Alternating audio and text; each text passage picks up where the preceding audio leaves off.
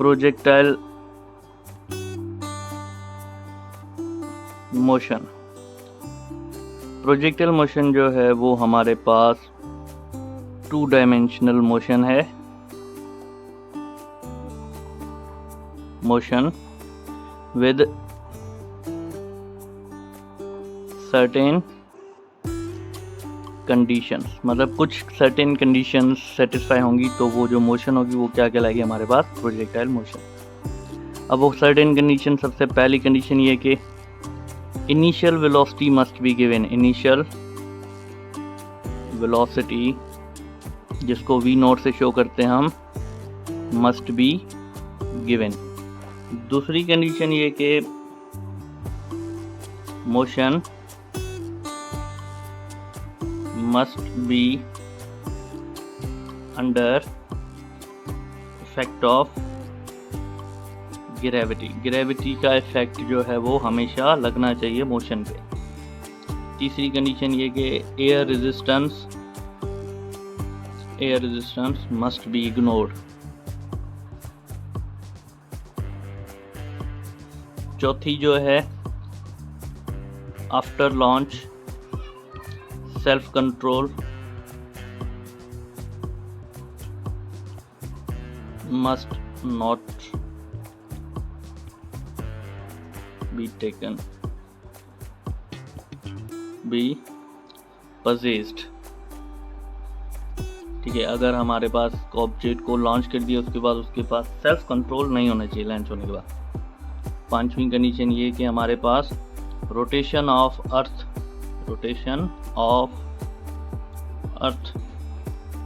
does not affect the projectile motion। तो ये 5 condition satisfy होंगी तो हमारे पास मोशन क्या कहलाएगी प्रोजेक्टाइल। अब इसमें से हमारे पास ऑब्जेक्ट को जब हम लॉन्च करते हैं तो ऑब्जेक्ट इस तरह आता है। तो यहाँ से हम इसको लॉन्च करते हैं, इसको इनिशियल वेलोसिटी होती है पर्टिकुलर एंगल पे। जैसे जैसे लॉन्च होगी ये मैक्सिमम हाइट पहुंचेगा, फिर ये सीधा आके नीचे। अब इसकी हर पॉइंट पर 2 कंपोनेंट होते हैं, एक वाई कंपोनेंट होता है मोशन का और दूसरा हमारे पास मोशन का एक्स कंपोनेंट होता है।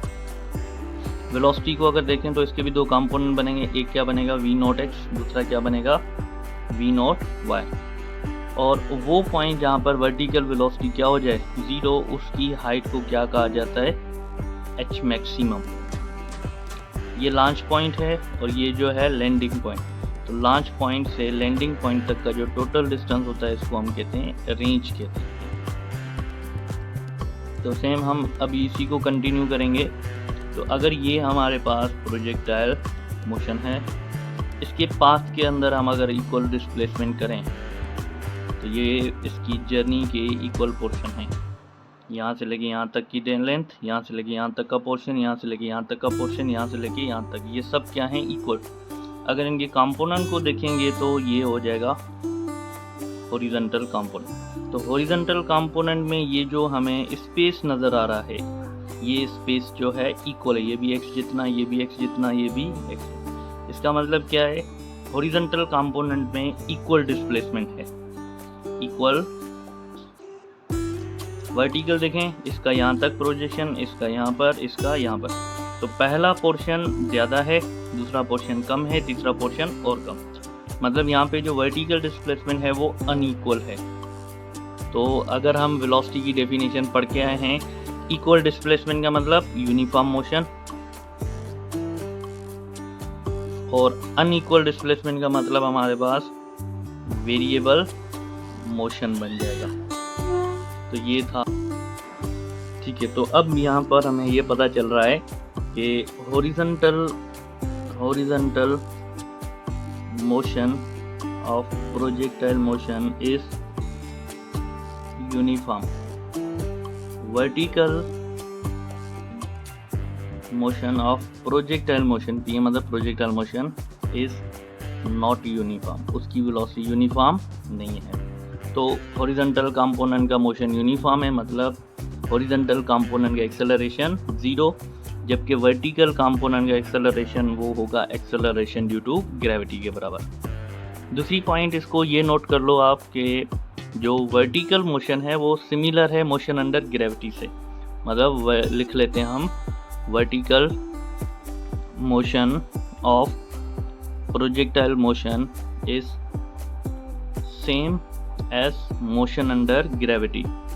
मोशन अंडर ग्रेविटी, जैसे ग्रेविटी होता है ना मोशन अंडर, वैसा ही मोशन है। फ़र्क क्या है यहाँ पर वेलोसिटी का, क्योंकि वर्टिकल मोशन है तो हम वेलोसिटी के दो कंपोनेंट बनाएंगे, ये इनिशियल वेलोसिटी एंगल थीटा यहाँ पे गिरेगा, ये इसका हॉरिजॉन्टल कंपोनेंट क्या बनेगा वी नॉट एक्स, इसके equal V naught cos theta. यही इसका vertical component V naught Y किसके equal V naught sine theta. तो दो कंपोनेंट है, एक हॉरिजॉन्टल दूसरा वर्टिकल। हॉरिजॉन्टल कंपोनेंट यूनिफॉर्म रहता है, मतलब वी नॉट एक्स कभी भी चेंज नहीं होगा, जबकि वी नॉट वाई चेंज होगा। यहाँ पे मैक्सिमम ऊपर जाते जाते मैक्सिमम हाइट पे वी नॉट वाई क्या हो जाएगा 0 बनेगा। तो अब हमारे पास वेलोसिटी जो है वो किसके इक्वल है वी नॉट वाई, और ये किसके इक्वल होगी वी नॉट साइन थीटा। तो मोशन अंडर ग्रेविटी वाले ही फार्मूला यहाँ पे लगेंगे। तो हम सिंपली ये कह सकते हैं कि time required to reach maximum height. तो मोशन अंडर ग्रेविटी में हमें पता है कि मैक्सिमम हाइट पे पहुंचने के लिए जो टाइम लगता है वो होता है v/g। तो यहाँ पर प्रोजेक्टाइल में हमें ये पता है कि v जो है वो किसके बराबर वी नॉट वाई, क्या बनेगा we naught Y divide by g। ये है time required to reach at maximum. V naught Y की वैल्यू रखेंगे तो क्या बनेगा we naught sine theta divide by g। तो ये है time required to reach at maximum height. Now total time of flight, total time of flight. अब projectile motion में पता है जितना टाइम मैक्सिमम हाइट पे आने के लिए लगेगा उतना ही मैक्सिमम हाइट से नीचे आने के लिए। तो टोटल टाइम जो बनेगा वो बनेगा t + t = 2t। तो वैल्यूज रखेंगे 2t ये बनेगा। अब t हमने अभी कैलकुलेट किया पीछे कि कितना है we naught Y divide by G, put करो तो बनेगा 2 V naught Y divide by G. अच्छा वी नॉट वाई की वैल्यू रखें तो कितना बनेगा 2 V naught sine theta divide by G के साथ। ये टोटल टाइम। हाइट जो है ना हम कह सकते हैं height reached by projectile. Projectile जो हाइट रीच करेगा वो कितनी होगी, तो उसका भी मोशन अंडर ग्रेविटी में पता होता है v²/2g।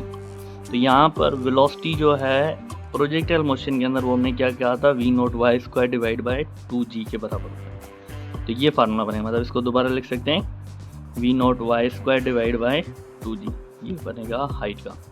अगर वी नॉट वाई को देखा जाए तो कितना होता है we naught sine theta. Put करो यहाँ पर कितना बनेगा we naught sine theta square divide by 2g।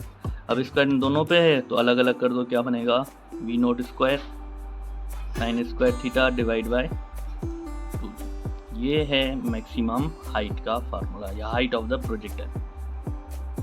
अब range of projectile,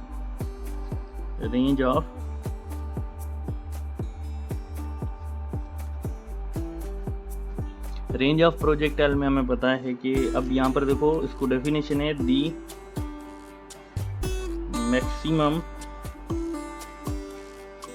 horizontal displacement from mean position to, या फिर आर या फिर हम क्या कह सकते हैं launch point to landing point. तो ये जो है हमारे पास लॉन्च पॉइंट है, यहाँ से होके यहाँ पर क्या हो जाता है लैंड हो जाता है। तो लॉन्च पॉइंट से लेके लैंडिंग पॉइंट तक जब टोटल जो डिस्प्लेसमेंट होता है तो इसको क्या कहा जाता है रेंज। अब देखो रेंज के लिए हमारे पास यहाँ से लेके यहाँ तक जाने के लिए एक टाइम, यहाँ से लेके यहाँ आने के लिए दूसरा टाइम, तो टोटल टाइम लगता है। रेंज हमेशा टोटल टाइम ही लेगी। तो लिख लेते हैं, क्या लेते हैं टोटल टाइम। तो हमें हॉरिजॉन्टल डिस्प्लेसमेंट का फार्मूला पता है we naught x multiply by t. अगर हमारे पास x जो है वो रेंज के बराबर है तो टाइम जो है वो टोटल टाइम बन जाएगा। तो r = v naught X into T. अब t हमने अभी कैलकुलेट किया था कितना V naught Y divide by G, total time इतना है। तो इसमें पुट करेंगे V naught X 2 V naught Y divide by G. तो रेंज का फार्मूला क्या बनेगा 2 V naught X V naught Y divide by G. एक तो ये फार्मूला होता है। दूसरा, अगर हम वी नॉट एक्स और वी नॉट वाई को रखें, मतलब वी नॉट एक्स कितना होता है we naught cos theta, we naught y कितना बनेगा वी नॉट साइन थीटा। ये दोनों वैल्यूज इधर पुट करो तो R is equal to 2 V naught cos theta we naught sine theta divide by G. अब वी नॉट आपस में क्या हो रहा है मल्टीप्लाई, तो इसको इस तरह लिख सकते हो 2 V naught square sine theta into cos theta divide by G. एक ट्रिग्नोमेट्रिक आइडेंटिटी है हमारे पास 2 साइन थीटा कॉस थीटा बराबर होता है 2 बराबर होता है हमारे पास साइन 2 थीटा के। ये पूरा टर्म खत्म हो जाएगा, उसकी जगह क्या आ जाएगा साइन 2 थीटा, मतलब इधर रखेंगे। तो रेंज कितना बनेगा वी नॉट स्क्वायर, ये 2 साइन थीटा कॉस थीटा खत्म, इसकी जगह क्या आएगा sine 2 theta divide by G. ये है रेंज की फार्मूला। तो at 45 degree range is equal to R max, 45 degree पे रेंज जो है मैक्सिमम होती है। तो R is equal to V naught square sine 2 multiply by 45 divide by G. तो वी नॉट स्क्वायर साइन 45 का मतलब साइन 90 डिवाइड बाय जी, और हमें पता है साइन 91 के बराबर होता है। तो R is equal to V naught square divide by G. ये मैक्सिमम होता है। तो मैक्सिमम रेंज हमेशा 45 पे होती है, और अगर किसी भी एंगल पे रेंज चाहिए तो ये फार्मूला, मैक्सिमम का ये फार्मूला।